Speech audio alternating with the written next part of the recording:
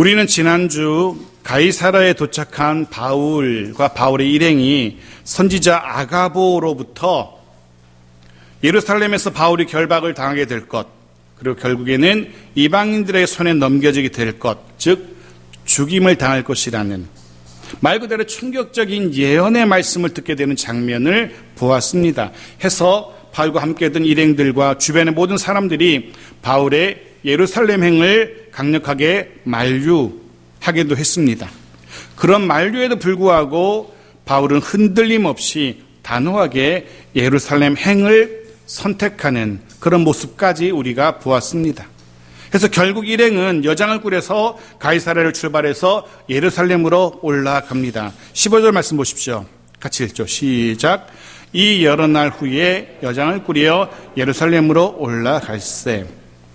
가이사랴에서 예루살렘까지는 약 100km 정도, 사람의 걸음으로 3일이나 4일 정도면 갈 수 있는 그리 먼 거리는 아닙니다. 드디어 예루살렘에 도착하죠. 17절입니다. 같이 읽겠습니다. 시작. 예루살렘에 이르니 형제들이 우리를 기꺼이 영접하거늘. 네, 드디어 그 문제에 예루살렘에 도착합니다. 우리말에는 예루살렘에 이르니, 이르다, 도착하다라는 동사가 예루살렘에 이르니 뒤에 나오지만 원문에 보면 그 단어가 제일 앞에 나와요. 그러니까 이르다, 도착했다, 예루살렘에 이렇게 나옵니다. 그리고 또 흥미로운 것은 신약 성경은 헬라어로 쓰여져 있는데 헬라어는 고유명사가 아니면 문장 맨 앞에 쓰여도 대문자로 쓰여지지 않아요. 그런데 흥미롭게도 오늘 17절에 이르다, 도착하다 이 단어는 고유명사가 아님에도 불구하고 대문자로 기록되어 있다는 겁니다. 이유가 무엇일까? 왜 도착했다 이 단어를 대문자로 시작하고 있을까? 이 사도행전의 저자인 누가는 바울의 예루살렘 도착이 아주 중요한 사건의 전환점이라는 사실을 우리에게 독자들에게 알려주고 있는 겁니다. 해서 우리는 누가의 이런 표현을 통해서 바울의 예루살렘의 바울이 예루살렘에 도착했다는 이것이 엄청난 사건의 시작점, 출발점이 될 것이라는 것을 짐작할 수 있어요. 우리말 성경에서는 잘 모르지만 헬라 원문을 읽는 사람들은 여기 도착했다는 것이 엄청난 사건이 일어나는가 보다 라고 짐작할 수 있다는 거죠. 물론 바울이 예루살렘을 방문한 것은 처음이 아니에요. 이미 4번이나 예루살렘을 방문한 적이 있어요. 이번까지 합치면 5번째가 되는 겁니다. 하지만 지금 5번째 이 방문은 이전과는 전혀 의미가 다른 방문이라는 거죠. 이후에 바울은 이곳 예루살렘에서 붙들리게 되고 죄수의 신분으로 로마까지 끌려가게 되죠.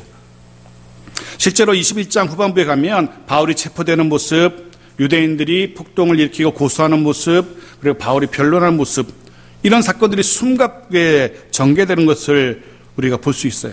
그리고 그 출발점이 바울이 붙들리고 유대인들이 얻어 터지고 고소당하고 변론하고 이런 사건들의 출발점이 바로 예루살렘의 도착이라는 거죠. 말씀을 묵상하면서 나비 효과라는 그런 단어가 생각났습니다.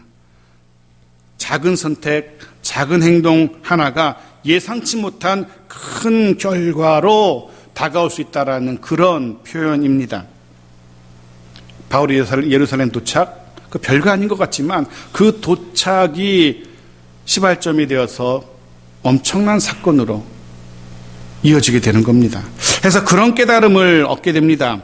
별것 아닌 것 같은 나의 행동 하나가 이후 내 삶에 엄청난 변화를 가져올 수도 있다는, 별 의미 없어 보이는 선택 하나가 이후에 내 삶에 엄청난 전환점이 될 수도 있다는 생각을 하게 되어집니다.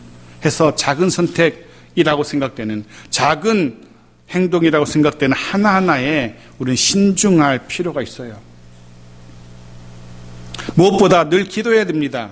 주께서 긍휼을 베푸셔서 늘 내 삶이 늘 긍정적으로 선하고 선하게 변화되어 가기를 기도해야 됩니다. 주께서 은혜를 베푸셔서 나의 행동이, 나의 선택이 더 나은 삶으로 이어질 수 있도록, 오늘보다 나은 내일로 이어질 수 있도록 주님의 은혜를, 주님의 긍휼을 구할 필요가 있어요. 그리고 그렇게 신중하게 선택하고 결정하고 행동할 때 분명 우리의 삶은 주께서 더 기뻐하시는 모습으로 그렇게 변화되어 갈 겁니다. 바울이 드디어 예루살렘에 도착합니다. 그리고 18절입니다. 같이 읽죠. 시작.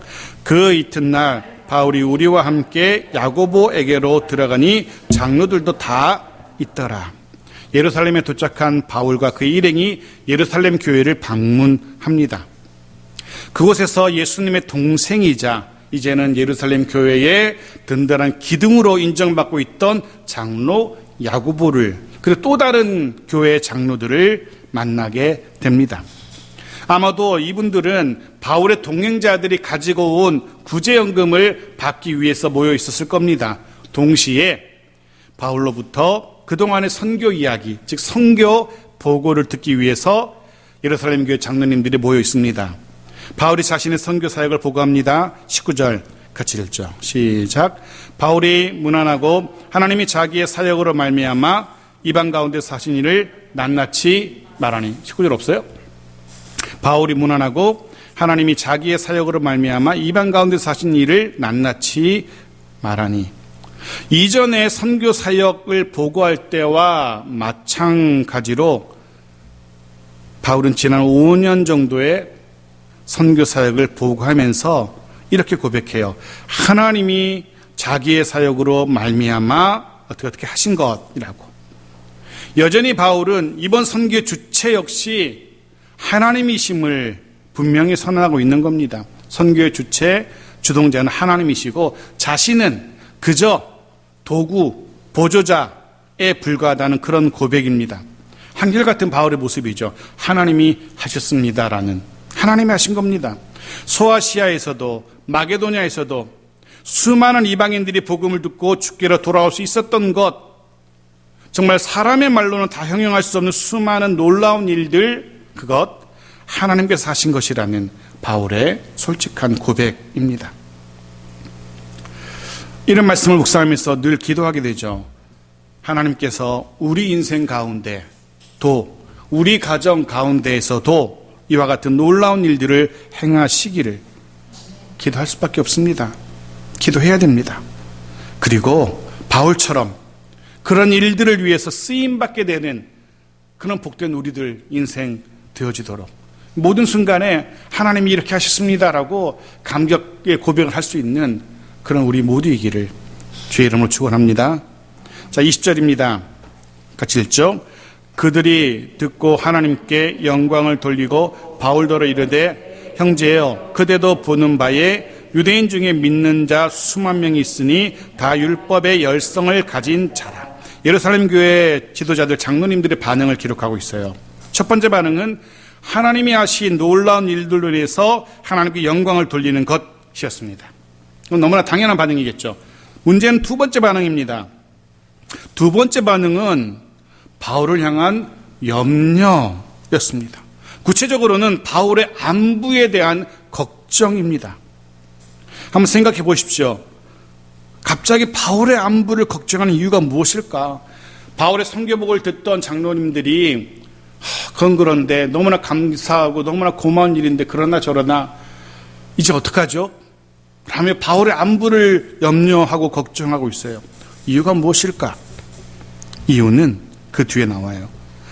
유대인이지만 유대교가 아닌 예수를 믿는 이들이 수만 명이 있대요. 문제는 이들이 여전히 율법의 열성을 가지고 있다는 겁니다.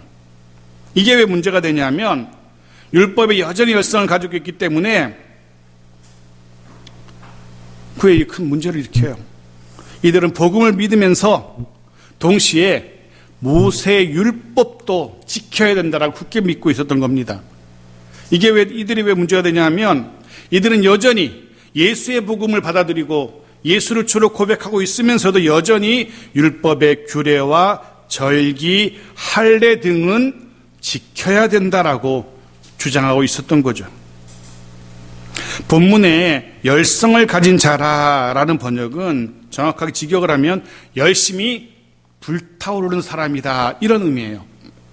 열심히 불타오르는 사람. 좌우를 돌아보지 않고 그것만 향해서 달려가는 사람들이라는 겁니다. 그것을 위해서는 자신의 모든 것을, 그것을 위해서는 자신의 생명까지도 바칠 준비가 되어 있는 사람, 그런 사람들이라는 거예요. 율법을 위하여, 규례를 위하여, 절기를 위하여, 할례를 위해서라면 자신의 목숨까지도 내어놓을 수 있다는 그런 그리스도인들이라는 겁니다. 이해가 안 되는 부분이죠, 사실은. 예수의 복음을 듣고 예수를 그리스도로 고백하며 예수를 주로 고백하는 이들이에요. 그런데 동시에 율법, 모세의 목숨을 거는 사람들이라는 겁니다. 얼핏 생각하면 이해가 안 되지만 또 생각해보면 이해가 되기도 됩니다. 왜냐하면 지금도 이런 그리스도인들, 교인들을 우리가 심심찮게 만나곤 하기 때문에 그렇습니다. 예수를 믿고 섬기는 그리스도인들이에요. 주일이면, 일요일이면 꼬박꼬박 교회 가서 예배를 드립니다. 그런데 그의 마음속엔 여전히 세상의 화려함에 마음을 빼앗긴 채 살아가는 사람들, 여전히 세상의 자랑을 위해서, 세상의 부귀영화를 위해서 자신의 모든 열심을 다하는 사람들 얼마나 많은지 모릅니다. 예수를 믿지만 세상도 여전히 섬기는 우리는, 여러분은 어떠신지요? 또 한 가지 이 본문을 묵상하면서, 즉 예수를 섬기면서도 율법에 열심인 사람들을 보면서, 그렇다면 나는, 우리는 지금 무엇에 열심인지 한번 생각해 보았습니다. 여러분은 지금 무엇에 열심이신지요? 즉 현재 여러분이 가진 모든 것을 투자할 수 있는 것 무엇인지요? 무엇을 위해서 그토록 열심히 달려가고 계신지 한번 좀 생각해 볼 필요가 있습니다. 집장만, 자녀 교육, 주식, 요즘 너나 할 것 없이도 주식한다라고 난리던데, 무엇을 위해 내 열심을 지금 내고 있는지, 적어도 조금 전에 말씀드린 그런 것들을 위해서 우리의 열심, 열정을 소비해서는 안 될 겁니다. 세상 사람들과는 조금은 달라야죠. 세상 사람과 조금 더 다를 바 없는 그런 목표를 위해서 주님이 내게 주신 내 육신과 내 시간을, 내 열정을 소비해서는 안 될 겁니다. 그 무엇을 위해서? 하나님의 영광을 위하여. 너무 거창한 걸지도 모르겠습니다. 하나님의 영광을 위하여. 그런데 한번 성경만 한번 보시죠. 고린도전서 10장 31절, 고린도전서 10장 31절 같이 읽죠. 시작. 그런즉 너희가 먹든지 마시든지 무엇을 하든지 하나님의 영광을 위하여 하라. 하나님의 영광을 위하여. 먹지 말라는 게 아니에요. 마시지 말라는 게 아니에요. 일상의 삶을 위해서 우리가 해야 돼요. 집도 장만해야 되고요. 자녀도 교육시켜야 되고요. 할 수 있는 모든 걸 다 열심을 다 해야 돼요. 문제는 그것이 우리의 최종적인 열심의 목표가 되어서는 안 된다는 거죠. 성공적인 직장생활, 사업의 형통, 진학, 취업, 주식, 집장만 분명히 중요합니다. 먹고 마시는 것을 위해서 해야 될 것도 중요합니다. 그런데 그런 것들은 하나님의 영광을 드러내기 위한 과정과 수단이어야 한다는 겁니다. 그것 자체가 우리 삶의 목표가 되어서는 안 된다는 겁니다. 그것만을 위해서 우리의 열성을 다해서는 안 된다는 거죠. 오직 하나님을 영화롭게 하는 것, 영원토록 하나님을 즐거워하는 것, 그리고 하나님께서 기뻐하시는 하나님의 백성다운 거룩한 삶을 살아가는 것, 이것을 위해서 우리는 우리 열심을, 가지고 있는 열정을 다 투자해야 되는 겁니다. 그 과정 가운데 먹고 마시는 일들이 수반되는 것, 더불어서 동반되는 거고요. 바라기는 우리의 삶이 이런 것들을 위해서 하나님의 영광을 위하여 할 수 있는 최선을 다 열심을 낼 수 있는 우리 모두이기를 주의 이름으로 축복합니다. 자, 21절은 그렇게 율법의 열성을 가진 자들로 인해서 예루살렘 교회 지도자들이 왜 바울의 안부를 걱정해야 했는지 더 분명한 이유가 설명돼요. 21절 말씀 같이 읽죠. 시작. 내가 이방에 있는 모든 유대인을 가르치되 모세를 배반하고 아들들에게 할례를 행하지 말고 또 관습을 지키지 말라 한다 함을 그들이 들었도다. 그들, 유대 율법에 열심히 있는 예루살렘 교회 성도들, 그들이 바울이 이방 지역에서 복음을 전하면서 모세를 배반했고 할례도 행하지 말라고 했고 관습도 지킬 필요 없다라는 이야기를 들었다는 겁니다. 모세, 할례, 관습 모두 다 율법의 열성을 가진 자들이 목숨처럼 중요하게 여기고 있는 것들입니다. 당연히 바울을 향해 적대감을 품을 수밖에 없었을 겁니다. 모세는 유대인들에게는 마치 하나님의 대리자처럼 여겨지는 인물이었어요. 마치 북한 땅에 김정은을 최고 존엄이라고 여기면서 그를 향해 험담하는 것조차도 용서하지 않는 것, 그 이상으로 모세는 아무도 건드릴 수 없는, 건드려서도 안 되는 그런 인물이었습니다. 그런데 그런 모세를 바울이 배반하고 또 사람들로 하여금 배반하게 했다는 겁니다. 그거 하나만으로도 바울은 온전하지 못할 겁니다. 그런데 할례는 또 무엇입니까? 할례는 유대인의 몸에 드러나는 외적인 표식이에요. 자신들이 하나님께 택함받은 백성이란 사람이라는 그런 자부심의 표현이에요. 관습도 마찬가지입니다. 할례가 한 사람이 선택받은 사람이라는 표식이라면, 즉 개인적인 선민의 자부심의 표현이라면, 관습은 그 민족이, 한 민족이 선택받은 민족이라는 표식이에요. 이스라엘이라는 민족이 하나님께로부터 선택받은 민족이라는 자부심의 표현이 관습으로 드러나고 있는 거예요.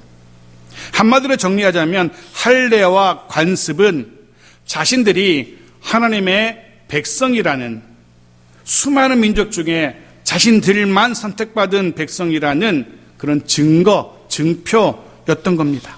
그런데 그런 소중한 증표들을 바울이 부정하고 거부했다고 알고 있는 겁니다.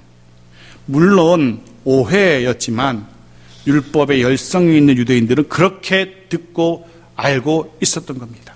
그러니 바울을 그냥 내버려 두려 하지 않았던 겁니다. 이런 모습 보면서 유대인들에게 모세, 할례, 관습이 자신들의 자부심에, 자신들이 하나님의 택함받은 백성이라는 증표였다는 것을 바라보면서 그런 생각도 한번 해봅니다. 여러분도 한번 생각해 보십시오. 할례와 관습 이런 것들이 자신들의 증표, 택함받은 백성이라는 증표였다는데, 그렇다면 여러분의 증표는 무엇인지, 우리의 증표는 무엇일까 한번 생각해 보기 원합니다. 내가 하나님의 자녀라는 증거, 증표 무엇일까? 여러분 스스로 역시 내가 하나님의 백성이구나, 역시 그래도 내가 하나님의 자녀구나 라고 생각 들었던 적이 언제이십니까? 언제 그래도 내가 목사고, 그래도 내가 집사고, 그래도 내가 하나님의 백성이구나 뿌듯한 적 언제였는지요? 어제 스스로 그래도 내가 세상 사람보다는 더 그래도 하나님 백성 같구나 라고 든 생각 들었을 때 언제인지, 혹은 내 주변의 사람들이 내 무엇을, 어떤 모습 보고 역시 너는 그래도 교회 다니는 사람 맞구나 라고 인정하곤 하는지 한번 생각해 보십시오. 무엇입니까? 간절히 소원하기는 그것이 무엇이건 우리의 모습 속에, 내 모습 속에 내가 하나님의 자녀라는 분명한 증표가 선명하게 드러나기를 소원합니다. 성경을 한 것 보겠습니다. 데살로니가전서 5장 16절과 18절입니다. 같이 읽죠. 시작. 항상 기뻐하라, 쉬지 말고 기도하라, 범사에 감사하라. 이것이 그리스도 예수 안에서 너희를 향하신 하나님의 뜻입니다. 아멘. 어쩌면 이 말씀이 도움이 될 수도 있을 듯해서 함께 읽었습니다. 항상 기뻐하는 모습, 늘 기도하고, 그리고 모든 일에 감사하는 모습. 기쁠 때든지 슬플 때든지 형통할 때든지 그렇지 않을 때든지 기뻐하고 기도하고 감사할 수 있는 모습, 이 모습을 통해서 우리 속에 우리가 하나님의 자녀라는 증거, 증표가 점점 선명해지지 않을까라고 생각됩니다. 그럴 수 있기를 축복합니다. 22절입니다. 같이 읽죠. 시작. 그러면 어찌할꼬 그들이 필연 그대가 온 것을 들으리니. 예루살렘 교회 장로님들의 고민이 깊었던 것 같아요. 어찌할꼬. 그들의 고민이 고스란히 배어나오고 있습니다. 분명 바울의 안위가 걱정되는데, 오해를 풀어야 되는데 아무리 생각해도 좋은 방법이 떠오르지 않은 거예요. 그리고 고민하다가 한 가지 방법이 떠오릅니다. 23절입니다. 같이 읽죠. 시작. 우리가 말하는 이대로 하라. 서원한 네 사람이 우리에게 있으니. 마침 예루살렘 교회 공동체 안에 서원한 사람이 네 사람이 있었답니다. 당시의 서원은 하나님을 향한 감사의 표시이거나 혹은 하나님을 향한 간절한 기도, 간구의 표현이었어요. 즉 감사의 표시로 혹은 간구의 표시로 일정한 기간을 정해서 나시린으로 서약을 하곤 했던 겁니다. 일반적으로 당시의 서원의 최소의 기간은 한 달 30일이었어요. 이 기간 동안은 우리가 알고 있듯이 나시린이 되어서 술과 시체를 멀리해야 됐고 머리도 깎아서는 안 돼요. 그리고 이 기간이 다 마치면 30일의 서원한 기간이 마치면 7일 동안 성전에 머물면서 결례, 즉 정결 예식을 행해야 했고, 그리고 8일째에는 드디어 한 달 동안 깎지 못했던 머리를 단정하게 깎습니다. 그리고 정결 예식을 하고 머리를 단정하게 하고 제사를 드림으로 서원을 마무리해요. 이게 서원의 절차였어요. 24절에 이렇게 장로님들의 말을 이어갑니다. 마지막에 이제 같이 읽겠습니다. 시작. 그들을 데리고 함께 결례를 행하고 그들을 위하여 비용을 내어 머리를 깎게 하라. 그러면 모든 사람이 그대에 대하여 들은 것이 사실이 아니고 그대도 율법을 지켜 행하는 줄로 알 것이라. 이 네 사람의 서원자들이 감당해야 되는 결례의 비용, 제사의 비용, 머리를 깎는 비용, 이것 바울이 내도록 하고 있어요. 그러면 유대인들이 보고, 아, 바울도 이런 유대 율법의 관습들, 관례들, 절기들, 절차들 존중하는구나. 우리가 들은 게 잘못된 소식이었네 라고 오해를 풀 수 있지 않을까는 장로님들의 고육주책인 것 같아요. 근데 민수기에 보면 이 과정, 이 결례의 비용, 제사의 비용 이런 것들이 기록되어 있는데요. 민수기 6장 13절부터 15절까지를 마지막으로 같이 한번 읽어볼게요. 같이 읽죠. 시작. 나시린의 법은 이러하니라. 자기의 몸을 구별한 날이 차면 그 사람을 회막문으로 데려고 갈 것이요. 그는 여호와께 헌물을 드리되 번제물로 1년 된 흠없는 순양 한 마리와 속죄제물로 1년 된 흠없는 어린 암양 한 마리와 화목제물로 흠없는 순양 한 마리와 무교병 한 광주리와 고운 가루에 기름 섞은 과자들과 기름 바른 무교전병들과 그 소제물과 전제물을 드릴 것이요. 성혼을 마치면 이런 헌물을 드려야 된다라고 규정되어 있어요. 1년 된 순양 한 마리, 1년 된 흠없는 어린 암양 한 마리, 흠없는 순양 한 마리, 무교병 한 광주리, 고운 가루에 기름 섞인 과자들, 기름 바른 무교전병, 소제물, 전제물, 그리고 네 사람이니까 곱하기 4. 간단히 생각해도 바울이 부담해야 할 비용이 만만찮아 보입니다. 그럼에도 불구하고 바울이 이 비용을 유대의 관례를 따라서 서운한 사람들의 것을 대신 내주면 유대인들이 오해를 풀 것이라 라고 생각한 거죠. 우리 생각에도 그럴 수 있을 것 같아요. 그죠? 과연 그런지, 이후에 일이 어떻게 전개되는지, 이 일로 인해서 바울이 유대인들의 오해를 풀고 붙들림과 환난을 면하게 될지는 다음 주에 이어서 보도록 하겠습니다. 오늘 말씀을 간단하게 정리하려고 합니다. 오늘 본문은 우리에게 지금 우리가 무엇을 위해서 열심을 내고 있는지 우리에게 질문합니다. 그리고 답도 주죠. 오늘 본문은 우리가 무엇을 위해서 열심을 내어야 하는지 답을 주고 있습니다. 세상 사람들처럼 세상의 부귀 영화를 위해서가 아니라 오직 주를 위하여, 그리고 주의 나라와 그의 영광을 위하여 열심을 내는, 우리의 열심을 다할 수 있는 그런 우리 모두이기를 주의 이름으로 축복합니다. 아멘.